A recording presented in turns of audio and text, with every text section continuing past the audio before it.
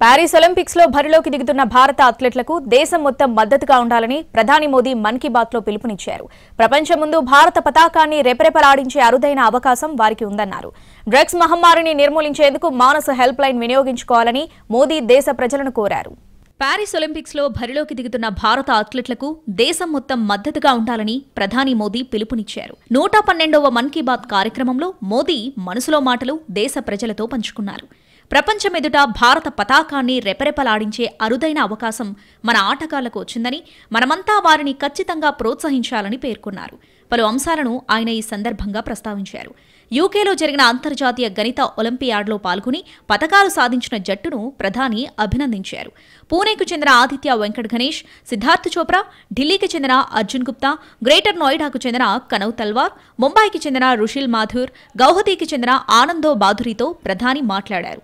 అస్సాంలోని చారాడ్దేవ్ మోదంకు యునెస్కో వారసత్వ క్షేత్రంగా గుర్తింపు రావడంపై ప్రధాని హర్షం వ్యక్తం చేశారు.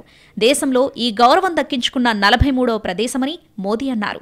భవిష్యత్తులో ఈ ప్రదేశాన్ని సందర్శించాలని ఆశాభావం వ్యక్తం చేశారు.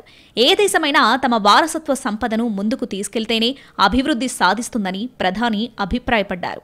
ఈ దిశగా చేసిన ప్రయత్నమే ప్రాజెక్టు పరి అని పేర్కొన్నారు. కళాకృతులతో భారత్ మండపం దేశ సంస్కృతికి అద్దం పడుతుందన్నారు. హర్యానాలోని రోహతక్లో 250 మంది మహిళలు బ్లాక్ పెయింటింగ్, డైయింగ్లో శిక్షణ పొంది జీవితాలను మార్చేసుకున్నారని ప్రధాని కొనియాడారు. దేశవ్యాప్తంగా ఖద్దర్ విక్రయాలు 400 రెట్లు పెరిగి తొలిసారి 1.5 లక్షల కోట్లను దాటాయన్నారు. ఆగస్టు నెల వచ్చేస్తుందని, ఇది స్వాతంత్ర్య మాసమని, ఖాదీని కొనడానికి ఇంతకంటే మంచి అవకాశం ఏముంటుందని ప్రధాని మోదీ అన్నారు. డ్రగ్స్ మహమ్మారిని నిర్మూలించేందుకు మానస హెల్ప్ లైన్ వినియోగించుకోవాలని ప్రధాని దేశ ప్రజలను కోరారు. డ్రగ్స్ సరఫరా, వినియోగం గురించి సమాచారం తెలిస్తే స్థానిక పోలీసులకు సమాచారం అందజేయాలని రిక్వెస్ట్ చేశారు.